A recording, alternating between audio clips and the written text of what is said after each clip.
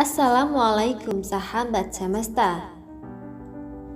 Ternyata ada 5 hewan yang disukai oleh malaikat. Jika hewan ini ada di rumahmu, jangan diusik, apalagi dibunuh. Dalam Islam, ada sebagian hewan yang dilindungi. Ada juga sebagian hewan yang dianjurkan untuk dibunuh karena menjadi mudarat dan tanda keburukan. Dan ada juga beberapa hewan yang disayangi oleh para malaikatnya Allah.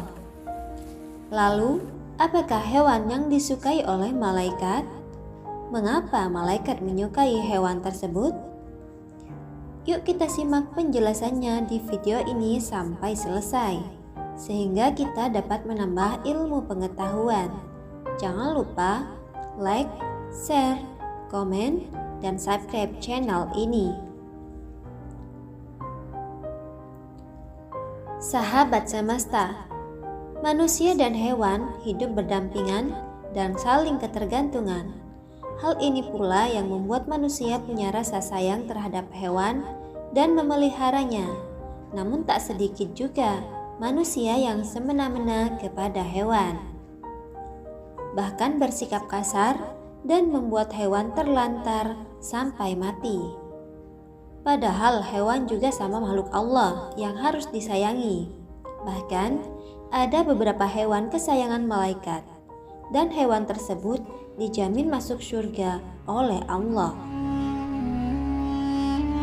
Berikut ini doa semesta merangkum 5 hewan yang dinilai disukai oleh para malaikat, yang tidak boleh diusir dan tidak boleh dibunuh oleh kita. Kucing. Kucing merupakan hewan kesayangan Nabi Muhammad, sekaligus menjadi hewan kesayangan para malaikat. Kucing ini merupakan hewan yang sangat istimewa, yakni bisa mendengarkan azan. Karena hal ini, Nabi Muhammad pun sangat menyukai kucing. Ketika kucing peliharaan Nabi tersebut tidur di atas jubahnya, padahal Nabi hendak memakai jubah tersebut, karena rasa sayangnya terhadap kucing, Nabi Muhammad membiarkan kucing tersebut tidur dan memotong jubahnya agar tidak mengganggu kucing yang sedang tidur. Dan Nabi pun menyuruh untuk menyayangi kucing, dan orang yang menelantarkannya akan mendapatkan siksa neraka. Hal ini sesuai dengan hadis Rasulullah SAW. Seorang wanita dimasukkan ke dalam neraka karena seekor kucing yang ia ikat dan tidak diberinya makan, bahkan tidak diperkenankan memakan binatang kecil yang ada di lantai. Hadis riwayat Bukhari. Semut. Semut adalah hewan yang mempunyai tubuh kecil dan tidak membuat semut hilang keistimewaannya di balik tubuhnya yang kecil. Semut juga termasuk hewan yang disukai oleh malaikat.